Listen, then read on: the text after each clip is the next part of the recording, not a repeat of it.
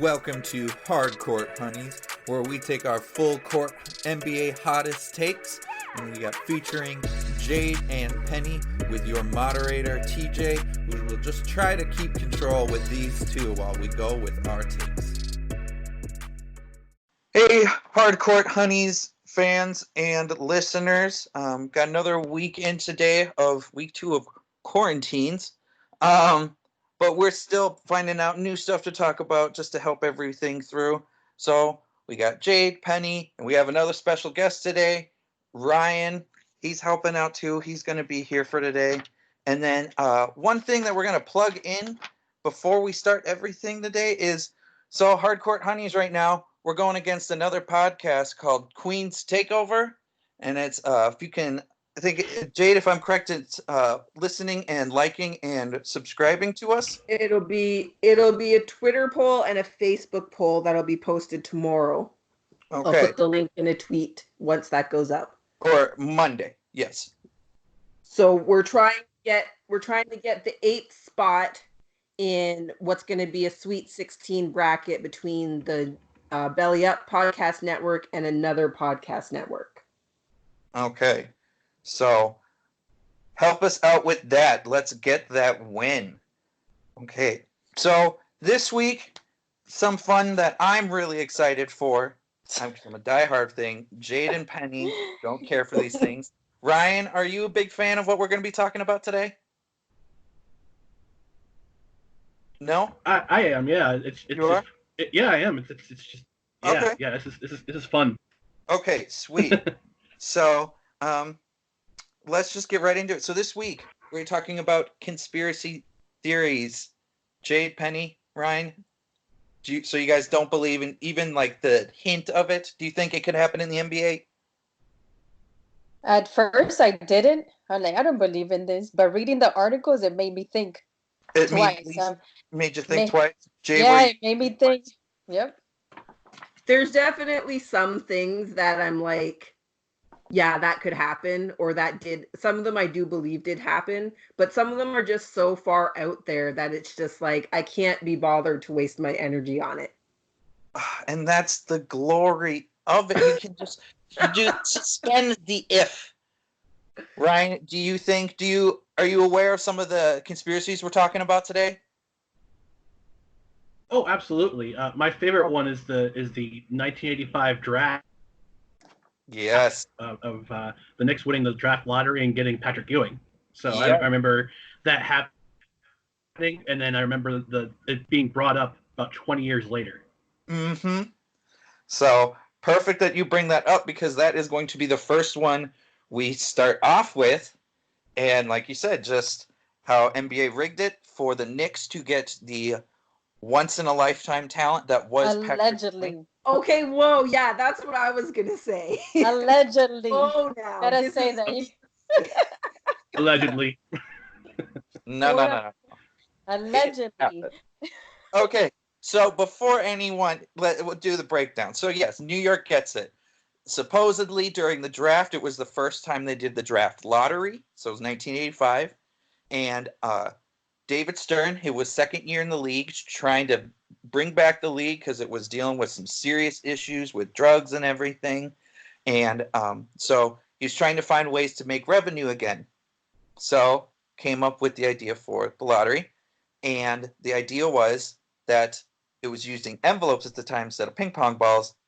The Knicks' envelope was creased a little bit on the corner. And then also it was slightly colder than the rest. Oh. So, and then that's how the Knicks won. They were coming off a terrible season. And yeah, you needed a big name in the big market. So Jake, do you understand? Do you see why it could? No, this is one of those ones that I think is complete crap. But like, I just think have so much to do it.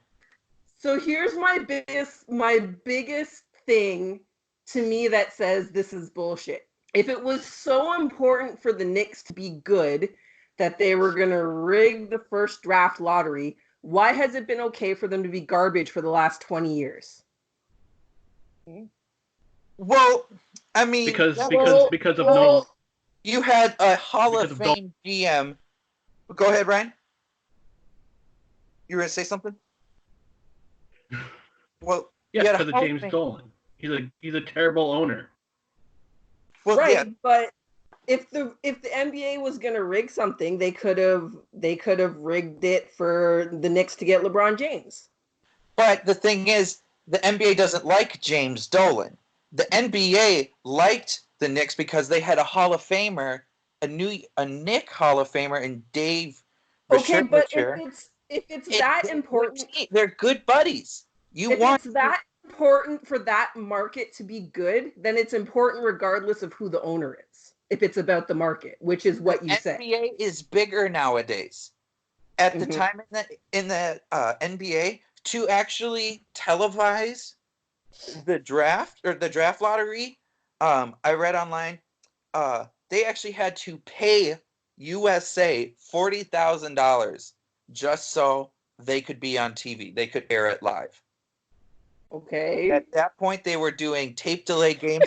The NBA needed they needed bigger players. This was pre-Jordan. Jordan was only a year in the league. Magic and Bird was just starting to pick up. They needed more ways to bring in money. Why not? Okay, but here's like why it doesn't seem like it's completely impossible that a lottery that was literally set up so that the worst teams had a better chance, that's actually how it worked when that was how it was designed to work.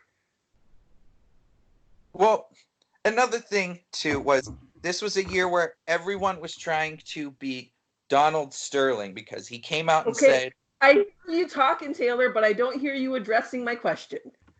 Oh boy. "Okay, fine. Ask it again. Let me hear. Okay, so we're talking about a system that was designed on purpose so that the poorer teams got higher picks. That's how the lottery is designed. So why is it this big crazy thing that they designed a system that worked exactly how the system was supposed to work? Because it goes back to the revenue. NBA needed to bounce right there at the time. They needed to bounce back with things. Okay, but they designed the league. the system for the worst team to get the higher picks, and that's what happened. So The thing to is, me, like that's the whole thing in a nutshell. It worked the way it was supposed to work. So why is it a conspiracy? It was right out in the open. This is how it's supposed to work. says it didn't happen. That's the thing. The person that put the cards in was an accountant for the Knicks, or was through No, the he auditing wasn't. firm He Gulf wasn't- and he Western. Okay, There that's was a connection. oversimplifying it more than a little bit. He wasn't an accountant for the Knicks. He was an accountant He for a worked for the company auditing that firm was that was also an owning the accountant for the Knicks. Knicks. Worked for What? the auditing firm that owned the Knicks at the time. So there is a connection.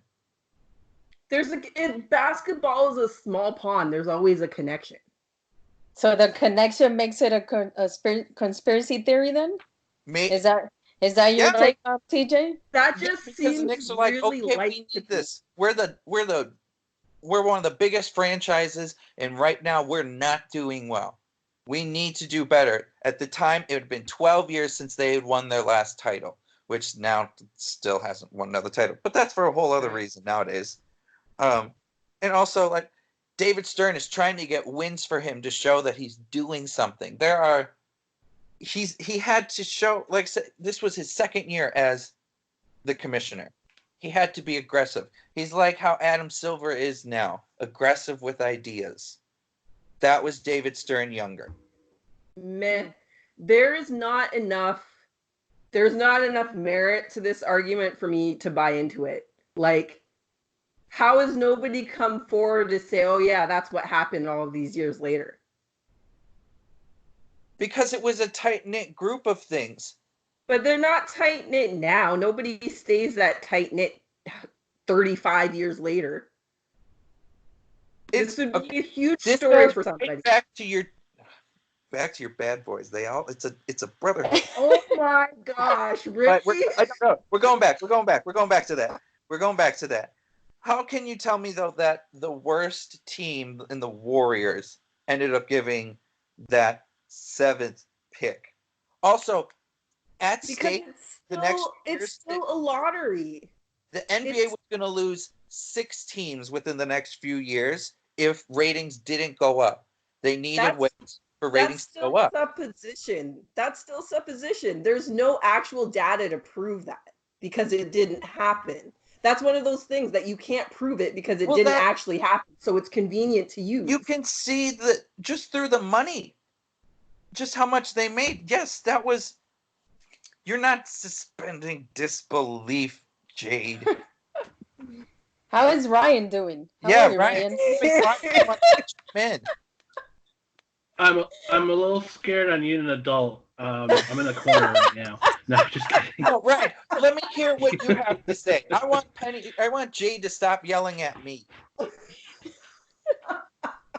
Ryan, your turn. Okay, I'll start yelling at you then, TJ. Yeah. Looking at a lot of the articles I've read, the one article I read was on SI, on Sports Illustrated. Somebody did a very deep dive into whether or not this was fixed. Was it the long form? It's very long form, yeah. Yes, I read that one too. Yes. That was a good one. Yep, by Chris Ballard. And he made some good points, but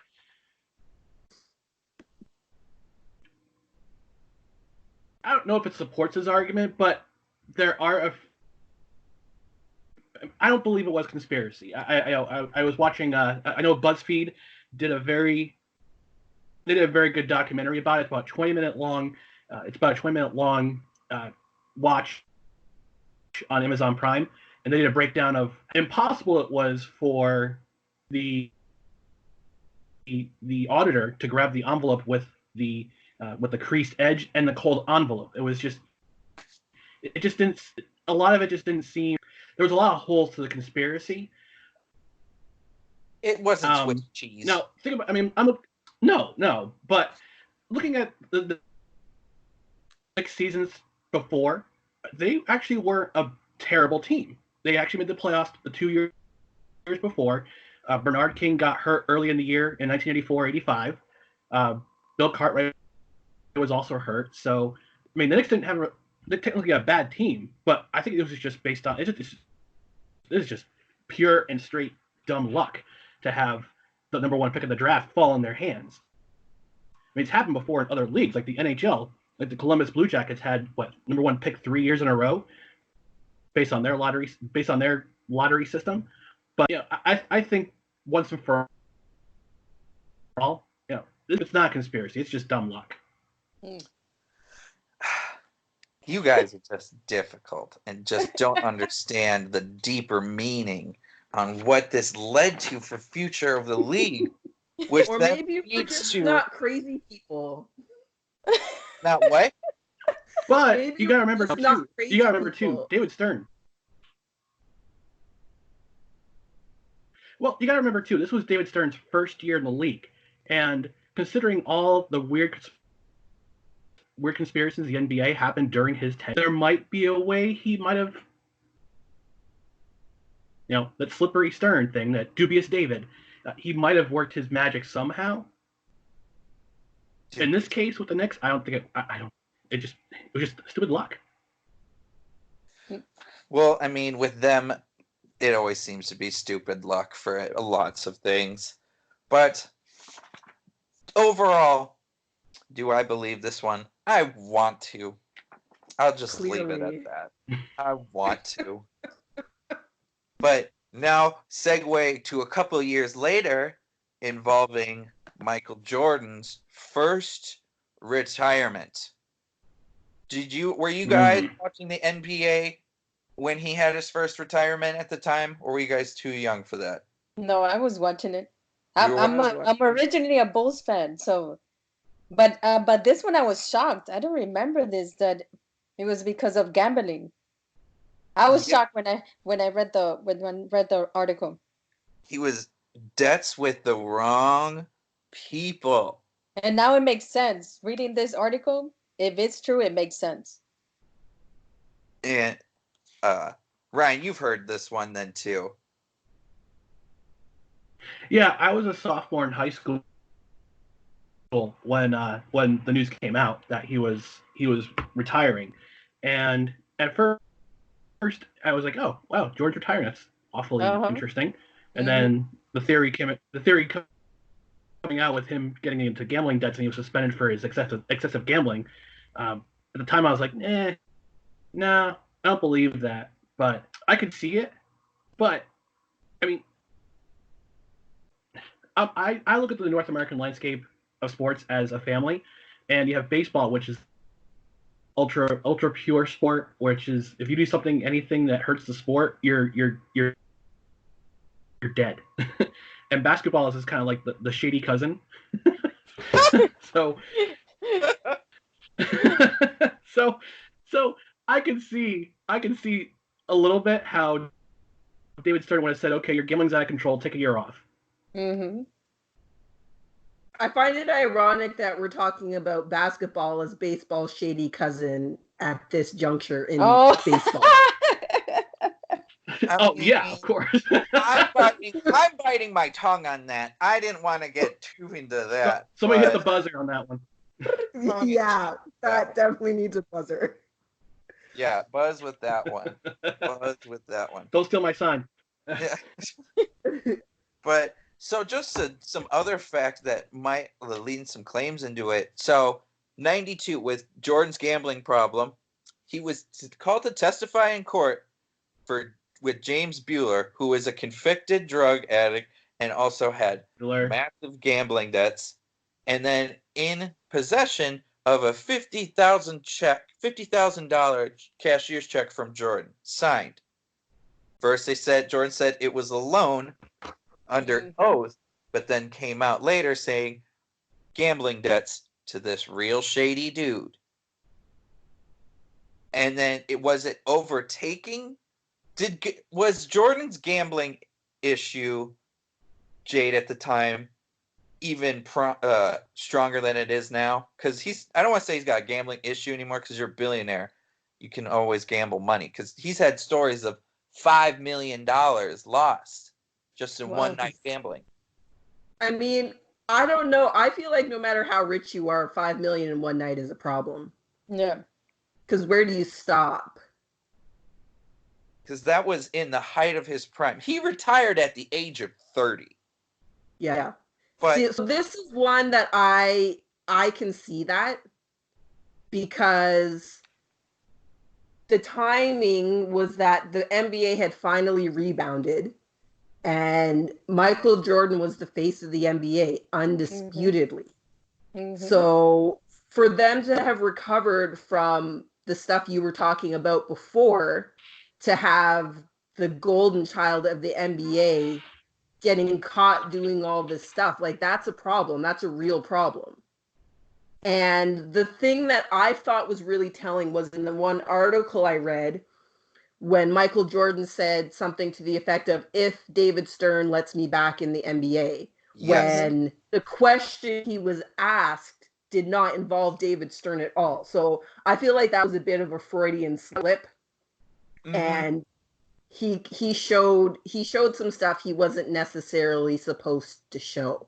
And there's no question that it works, right? He went to play baseball. He was horrible at it. Everybody laughed and joked about that. And then he came back and won another three-peat with the Bulls. So, like, yeah, it worked perfectly. Some of the things that they try to tie with this, because of just the extremes of Jordan's gambling, which also was, so in 1993, he lost his father, tragically. They said botched robbery. But with the people that Jordan had affiliated himself with were shady enough characters that they think it was more of a, oh, you have a gambling debt. Well, this is what you get for not handling it. And then a couple days later, he retires. So, or a little bit later, he retires. And then there's another guy that his name was he was a bail bonds person named Eddie Dow. He's killed also, and he was robbed $20,000 in cash. But what was left in this briefcase he had with the cash was over $100,000 worth of cashier's checks for Michael Jordan. So if he would have stayed in the NBA, I'll swing this over to you, Ryan. What do you think what would be some of the outcomes from it? Like, how would the league been affected by gambling, Jordan's gambling issue? It depends on how many other guys had gambling problems. I know I remember reading something about Charles Barkley, with him playing golf. He occasionally played golf with Michael Jordan during the off season. So I don't know if he had a gambling problem the same as Jordan, or allegedly. But the whole thing about gambling, I don't know. I mean, it depended on how far deep it went. I mean, if your league's best player is gambling and he's got a problem, you don't know how many other guys have the same problem. So I think what Stern might have tried to do is cut the head off the snake, but he wanted to say, look, you're loved and admired throughout the world as being the best basketball player in the world, as well as having the most marketable name out there at the time. I mean, the early 90s, Jordan was everywhere. Nike shoes, McDonald's. Gosh, I can't remember. He was on a cartoon with Wayne Gretzky and Bo Jackson, so he's the most recognizable name, and both nationally in North America and internationally. So this was a big shock to me as a high school sophomore. Yeah. But if Stern had to come aside and said, "Hey, look, you're the biggest. If this comes out, this is bad. This is bad for all of us," and it could have had a trickle down effect that would have been huge.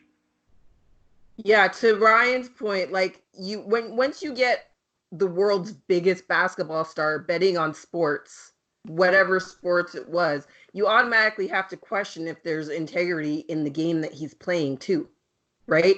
Even if he said 100%, oh, I'm not betting on basketball. First of all, who's going to believe him? Yeah. Right. And then if nobody believes him and he's the best basketball player in the world, now the entire credibility of the NBA is in question. Yes. Right. And then my other theory that also goes with it, actually it's a split off theory, is actually this entire thing was set up so he could film Space Jam. There would be no reason for him to go to baseball and then come back for a huge upward. Space Jam is another theory why Jordan left the game. Space Jam was not that big of a movie. But I'm not, but so it wasn't, but still, that's how he filmed Space Jam.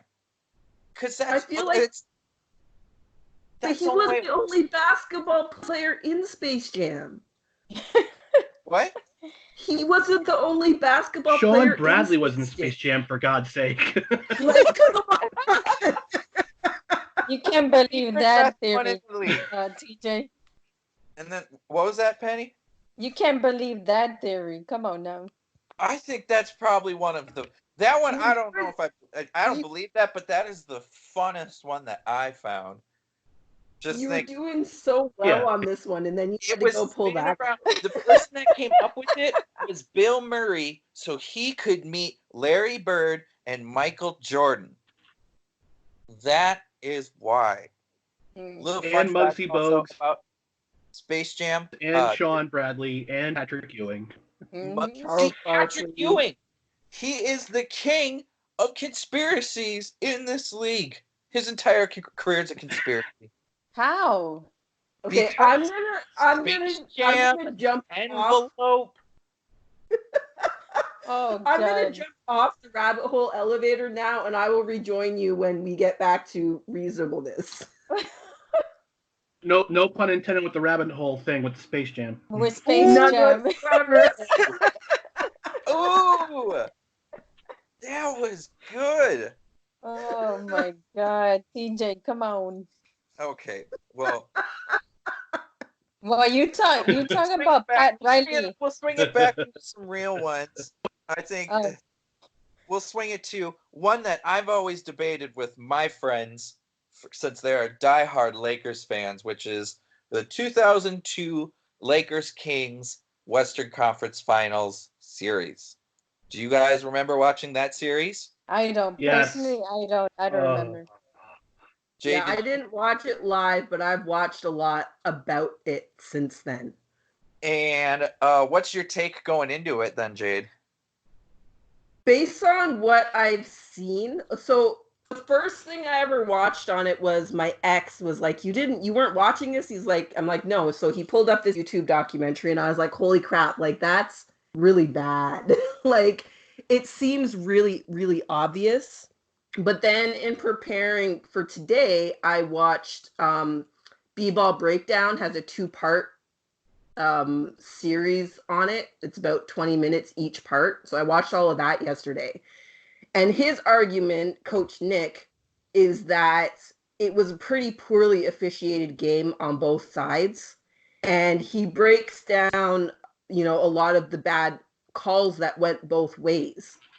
But where I landed with that is that if you are going to rig a game to be decided by the officials, you kind of have to make bad calls both ways to cover your tracks. Right.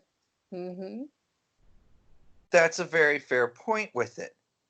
But when you look at what kind of the fouls they are, let's break down. Lakers had 40 free throws in Game 6, which was a very deciding game.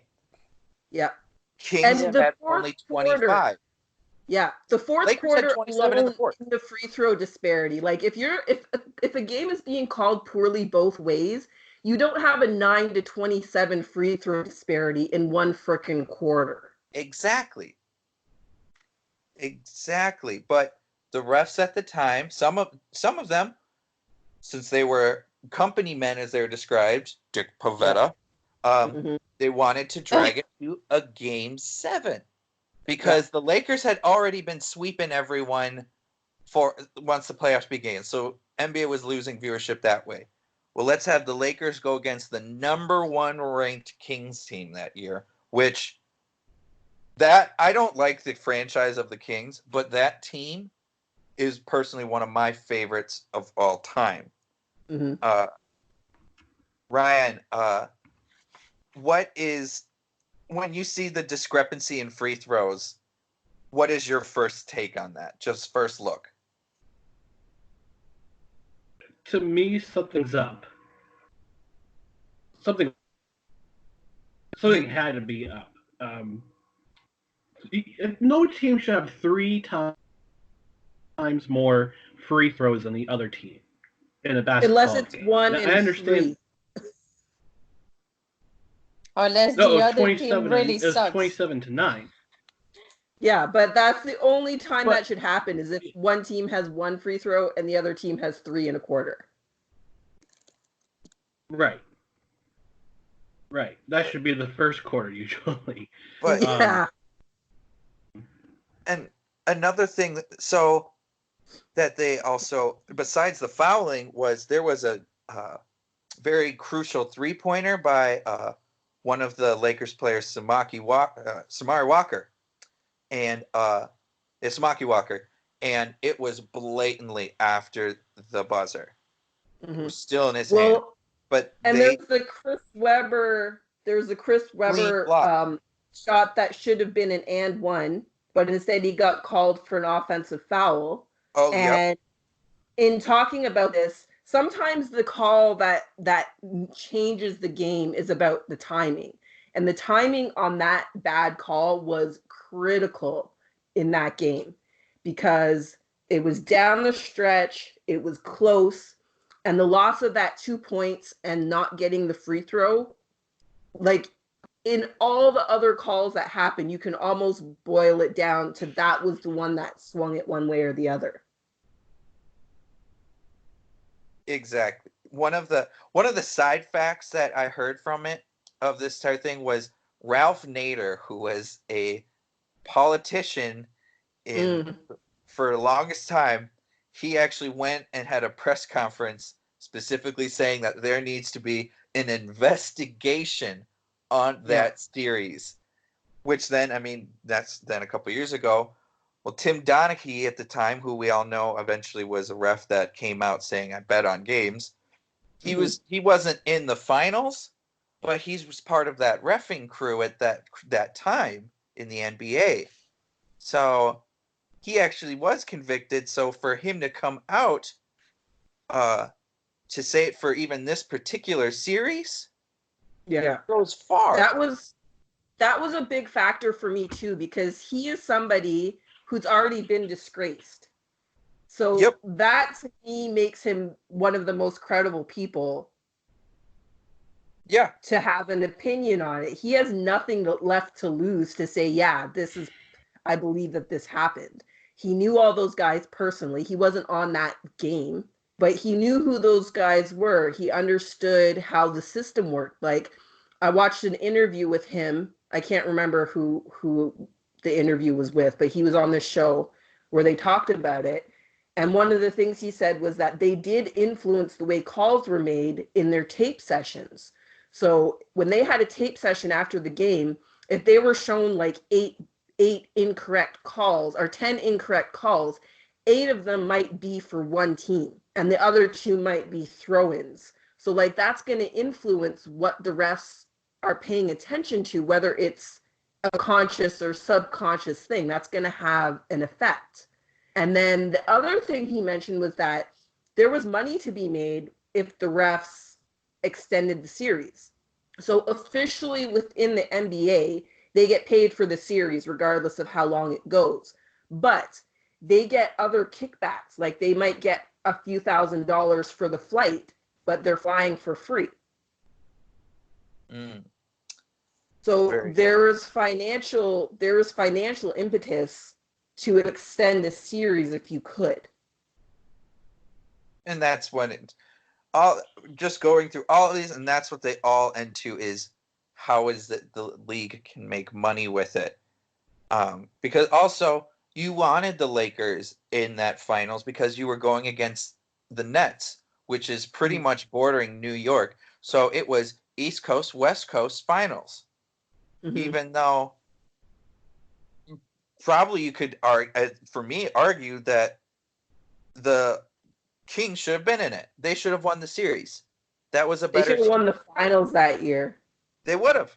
They would have been champs that year. Yeah, I want to ask, if this hadn't happened, would Sacramento and New Jersey been the better series? I think so. Yeah. Instead of a sweep, you at least go 6. Exactly. Yep. But the league wanted the same three-peat, though. They wanted to make that money like they made off of Jordan. So, and it was LA. As much as a New York team is big, Sacramento is a small market team. Yes, they bring in people, but the marketability for it coming from a small market team itself, it's not that great. I know it's the better. Who was but they the still better had names. team? They still had notable names in that team. Yeah, who was the better team, LA or the Kings? LA had the names. But talent-wise, Kings were a better team. Kings were a better team. That's why because they were the number 1 team that season going into the playoff. Lakers were 3rd. They weren't even like the top 2. Lakers were 3rd that season in the Western Conference. Because then San Antonio was between them. I think it was. Yeah, but I don't go off of seed. They could be 3rd and they could be 5th and come back, just like the Raptors last year. They won the champion. Nobody knew that the Raptors were going to win it all last year. Except Raptors fans. Exactly. Exactly. So I personally don't go based on seed number. So whoever plays better as a team, or they rigged the game like supposedly, allegedly they did with this one. Okay. I don't know. Some of the calls were pretty shockingly bad. Like, yeah, there was one on Bibby. Bad calls. Bibby got elbowed in the face by Kobe, and then he got called for the foul. Yeah. So oh my gosh. There was a few like that were just like, really? It's the Kobe thing. He knew how to do it. It's the Jordan thing. They did that with Jordan all the time. Oh yeah. And then Jordan rules. Jordan rules. Yep. See, okay, he's just tying all that from money to fouls, just hitting all of those big ones up. So I think those large ones, I think we've done a pretty solid breakthrough. Now, curiosity time, my theories, because I know you guys are going to really want to hear these weird ones, Like the ones Space that are Jam. completely unnecessary. What was that? What was that? Like the Space Jam Are theory. we going on that rabbit hole again? No, we're not. Space Jam. That one I did. I was, like I said, I was on the rabbit hole, and I was on Reddit, and I saw someone put that one down, and I thought that one was a good laugh. I got a good laugh out. I was just like, this one's dumb, but it works out really well. Good backpedal there, Taylor. Good backpedal. Yeah. Yeah. Exactly. I know that one is a fucking no. Like, I know that one's not real, but that's a funny one to see. But so, like I said, breaking down what I said earlier about with the trades with everything. So, with the Pelicans / Hornets, and say with both LA teams. So, first time around when they were at Chris Paul, if Chris Paul would have left, because he was going to, but if he would have left that Hornets team, that was a team that was still trying to build up a fan base again. Well, okay, Chris Paul wants to be out, wants to be a big name team. Well, Lakers already have their team, and the NBA had already shot down that trade to Chris Paul to the Lakers. Let's get Chris Paul to that other LA team so we can have two big teams in Los Angeles. And since the Pelicans, since you guys are taking the hit, we'll give you the first overall pick, even though your odds were not that high. So, building money up for the league, and then saving the small market with it. Ryan, do you understand the possibility and why that would happen? On why the NBA would give the Pelicans a first round pick for the star players, not trading Chris Paul to the Lakers, or like instead of trading it to the Lakers, trade him to the Clippers. So you have two good teams in LA, because the Clippers had a budding star in Blake Griffin, DeAndre Jordan, and no, I don't see it. I don't see it that way. You don't see the reason, even with Anthony Davis going. I understand the reasoning. You're trying to rebuild a fan in a southern city, but I just don't see the theory. I just don't see how that could happen. But say for this past trade too, for Anthony Davis going to the Lakers, this was essentially the exact same trade they offered in the regular season. Was the same with that first overall pick, but the Lakers they didn't have the necessary chance to get that first overall pick. But they end up landing that pick. So, now that trade is more enticing. So we can trade that, get Anthony Davis to LA, and then start a whole new budding franchise with Zion. I think it's. Yeah. Is this a case of a bigger market trying to save a smaller market? Mm-hmm. Which do you think that's fair? Say for other small markets, them getting not the opportunities like this? With NBA looking out for the teams or for the NBA itself? I think in this situation, there's a mistake in thinking that the whole NBA is working together all the time when it's competing teams. Like, the Anthony Davis trade was because Anthony Davis said, I want out. It didn't benefit the Pelicans to hold on to him. It was going to be a detriment to their team. So you can't really leave that part of the player saying, yeah, I'm done here out of your theory because it's convenient that he ended up on the Lakers. He was the driving force behind leading the Pelicans. Well, and then Okay, fine. So we've beaten down that theory that I've come up with. A real good beat down on that one. So we'll shift over to, it's the same thing going over to the Cavs. Once Miami Heat lost that finals, everyone knew, Penny, you can't deny it. You knew LeBron was gone. LeBron was gone after that fourth finals. Of course. So he wants to go back to Cleveland. Cleveland's not a title contending team with just him and Kyrie, at least at the time. They needed that other player. Well, let's get the first overall pick involved that you had, and then another first overall pick that you already had. Let's give it to a team that has a disgruntled star like Anthony Davis. So I guess I shouldn't be complaining about or the fairness of it, since the Timberwolves slightly benefited from that trade. Granted, the kid Andrew Wiggins isn't on the team anymore. But once again, is this another thing that you could see the NBA doing? Jade? I go back to my original draft thing. I can't read into a system that's literally working exactly the way it was designed to work. I can't go from, we designed this system to give the worst team the best chance, and then the worst team gets the best chance, and that's a conspiracy.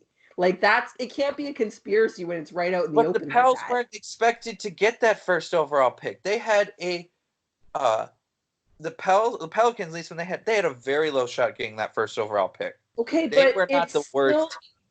It's still just numbers. It's statistics. Sometimes the statistics work out with lower odds. Like, we are sports people. We know that this is how it works. This is why money can be made in gambling. It's taking the lower odd and winning that wins you money when you gamble. Yeah, and that's why LeBron just wanted to leave because, they were under a lot of stress in those 4 years. Even Wade said it. They were not happy at all because of the stress and the hate they got from the media, from the fans. And he just wanted to go back. He wanted to go back home. That's it. Yeah, and LeBron, if it hadn't been for the situation and stuff that was going on with the Cavs when he left, he might never have left Cleveland. Yeah, you're right. Like, you got a teammate dating your mom. That's going to be enough for most players to be like, yeah, I'm out. Was that real? I thought that was just a meme. So. No, I think that happened. What? Yeah. That's the first I've heard. Really? Oh, it was Delonte West, right? Yeah, Delonte West. Yeah, poor guy. Bless his soul. Yeah. Oh, man, that guy. I didn't believe it. I still don't believe it. I have to believe there has to be a bigger reason for him to leave Cleveland. The first time? Yeah. Because he's 25 and he has two of his friends that want to play in Miami.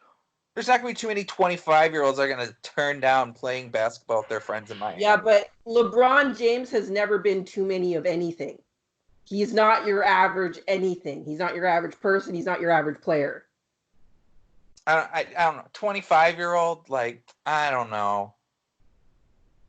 I'm 27, so I'm just saying, if you're gonna say LeBron James is above average across the board, you have to kind of apply it to everything. At 25, though, there are some things where a 25-year-old is going to be a 25-year-old. Yeah, but some people were never like that. I was always way much more mature than my age was. People used to make me show them my license because they didn't believe I was as young as I was. There are people like that. Mm-hmm. And LeBron James has been, he's been exceptional at everything that he's done. And you don't get to be like that being an average 25-year-old. He does everything for a reason. Yeah. Well, I don't even like LeBron James, and I'm having this argument. So yeah, you are just the other side of the table the entire episode. Yeah, you can't believe because he plans everything. He's a planner. Yeah. He has everything planned from the beginning. Yeah, he just doesn't do something just to do it. No, there's a reason behind it. Same thing with ending up in LA. I wrote that article genius a few months in ago. a movie. Yeah. Evil genius. Everything he's done has been on purpose. Yeah. Well, yeah. Very calculated. Very calculated, yes. Okay. Well, I think we did a solid beat up on some conspiracy theories today. I love them still. My knuckles are bloody. How about you guys? My hands are sweaty. I forgot to put the foil on.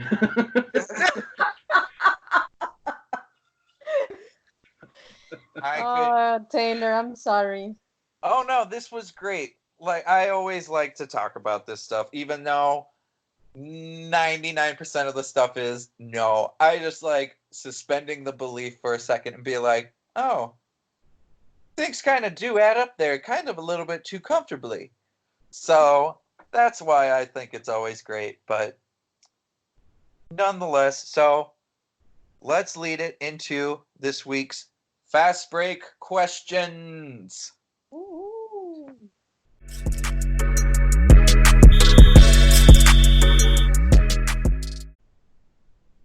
Okay, first question overall.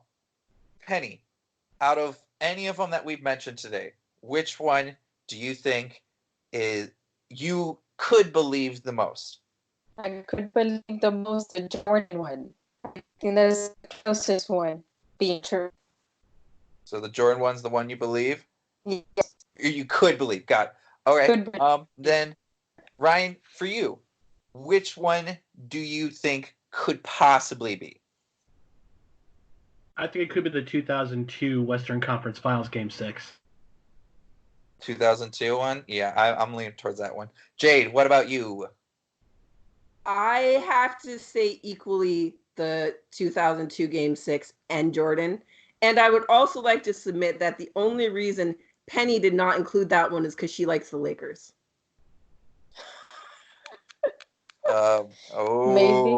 Maybe.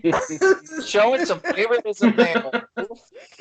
No, I don't like the Lakers. I think they're gonna win it. Well, if there's a season, they're gonna win it all. Yeah. If the season comes back, which I doubt it will.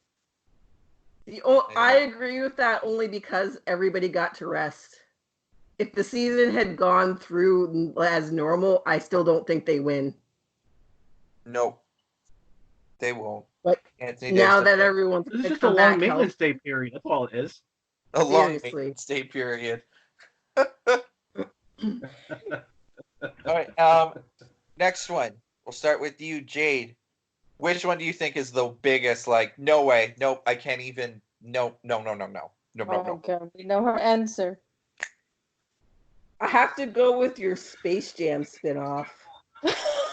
We're including that one? Okay, that one was just kind of a little sad, but if we're including that one, then yeah, oh yeah, totally. If you want to include just the main ones, the 85 draft to me is just like, no, that there's not enough evidence to support that. Okay. Ryan, which one for you is just the nope? The 80. Yeah, I agree with Jade. It's 85. The 85 draft. That's been debunked several times now. Yeah. And Penny, ending up with you, which one is the one you're just saying no to? I agree with the crew, the 85 draft, New York Knicks. Go with the 85 Knicks? Got it. Yep. Okay, well, I think that's the one that we'll agree all across the board on that one. Well, and then third question we're going to have, what have you guys been up to? Have you guys been able to keep up with anything basketball? Jade? I thanks to Penny, something Penny posted that she saw on Instagram, I did write an article on Andre Drummond this week. Get that slamming him for claiming he's the best rebounder of all time. Check it out, bellyupsport.com. Yep, get that plug in. Fun enough, he responded to Belly Up's tweet on that article, so that made my day. Ooh, that was pretty fun. Kudos, snaps. Yeah, that was a good article. Thank you. It was fun to write, and I thought I was pretty fair to him. I mean, I did say he's the best currently. I said that he's where he ranks, but like to say you're the best ever when Wilt Chamberlain has 10 more rebounds a game than you, nah, I can't roll with that. Yeah. You know, if he commented, that means he's respected it. So there we are for you. That's great. Penny, what have you been up to? Just watching sports movies. Just the sports movies? Yeah, not really watching basketball games. No, not because I know NBA TV, they got it on replay right now. Yeah, it's just gonna make me. It's gonna make me miss basketball more. So my local channels are replaying the entire Raptors run on consecutive nights. So we're on game 3 of the Orlando series tonight. So I'm totally watching that. Oh. Yeah, Timberwolves, they just do best games of the Timberwolves history because we can't do stuff like that. Tonight, though, is Daryl's 50-point game, so I'm excited about that. Oh, snap. I didn't hear right. I didn't hear right what Ryan said. I said what, all two of them? What are you doing tonight? Or what are you doing, Ryan, during all of this stuff? For like doing anything basketball related still? I'm not doing anything basketball related. I've been kind of loosely paying attention to basketball. I was hoping to go to the NCAA regional in Albany because I live about half an hour north of Albany, New York. Unfortunately, that got squashed. But I've been keeping up on Belly Up with NFL free agency, and I'm in my last class at the at my school. So in May, I'll be earning my bachelor's degree in communications. So, nice. So yeah, awesome. That's what I've been doing. Snaps for that too. Well, thank you. All great things there. One more thing, Ryan. Plug your stuff right now. We gotta make sure you get the plug since you are here and oh so awesomely. We're here to help out with all the conspiracy theories. So get your plug in. Oh yeah. Well, first of all, I want to thank you all for inviting me on the podcast this week. This was a fun to be the hardcore hunk along with the hardcore honeys. I love it. I love it. Oh god. So I'll plug my Twitter handle, which is @whoisRyanMCC. You can find me there if you want to talk any conspiracy theories, whether it be basketball or sports overall. I could also find my stuff on bellysports.com. Right now, I'm just focusing on NFL free agency, particularly for the New York Jets because that's my team. But I'll be doing some other stuff too. I did a deep dive on the five biggest fights in sports history a couple months ago, so that was a fun article to go into. But otherwise, find me on Twitter @whoisRyanMCC, and I'm on Belly Up too. So hope to interact with y'all. Perfect. Well, final sayings of hope everyone is staying safe, staying healthy. Make sure just everything goes smooth for everyone. Okay. Peace out.